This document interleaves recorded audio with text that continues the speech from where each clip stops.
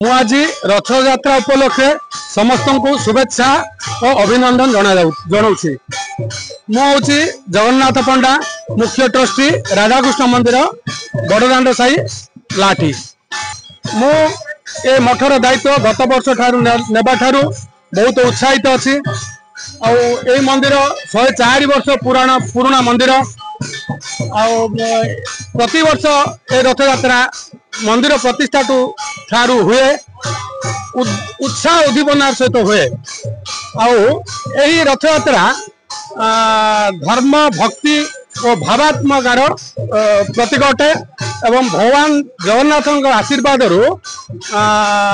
समस्त विकास सहित सुख समृद्धि और शांत परिवेश ग्राम किपर हूँ भरी उठू ता मु भगवान प्रार्थना करुँ।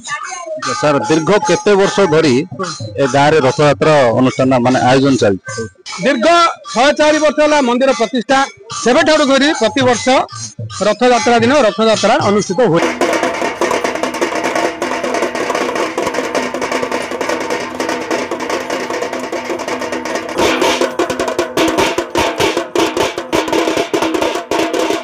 बहुत उत्साहित अच्छी मो सहित अन्य माने लोक माने बहुत उत्साहित अच्छा जेहेतु आज रथ यात्रा गुंडीचा यात्रा यहाँ वर्ष थे हुए तेणु आम सब उत्साहित।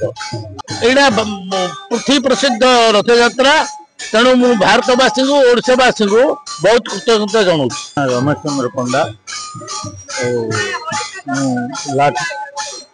सर आपण आज जेहेतु रथ यात्रा श्रीगुंडीचा यात्रा आपण केते उत्साहित अछंती सर? रथ यात्रा रे बहुत उत्साहित रथ यात्रा यहाँ आम परंपरा भारत वर्ष पुरी अन्य पूर्वपल्ली सारा विश्व मुझे रामकृष्ण पंडा तपन लाठी ग्रामवासी। आप आज जेहेतु रथ यात्रा आपण केते उत्साहित अछंती? संपूर्ण उत्साहित अच्छी। यहाँ हूँ पारंपरिक पृथ्वी प्रसिद्ध रथ यात्रा प्रभु श्री जगन्नाथ आशीर्वाद शांति प्रतिष्ठा पृथ्वी में यही अभिनंदन आशा करुच्ची। सारा पृथ्वीवासी मान प्रभु जगन्नाथ आशीर्वाद रो उत्तर उत्तर उन्नति पूरा ठीक भाई। आज मो 53 वर्ष है पूर्व मंदिर प्रतिष्ठा अच्छी जहाँ मो छोट पिला देखी आस सर्वधर्म परिप्रेक्षी समस्त एकाठी रहा समस्त पारंपरिक कार्यक्रम को आम सहयोग करवा एकत्र रहा पृथ्वी सारा भारत उन्नति हम आम समस्त भाईचारा रथयात्रा यही प्रतिवर्ष रथयात्रा आषाढ़ मास शुक्ल द्वितीय तिथि अनुष्ठित हुए।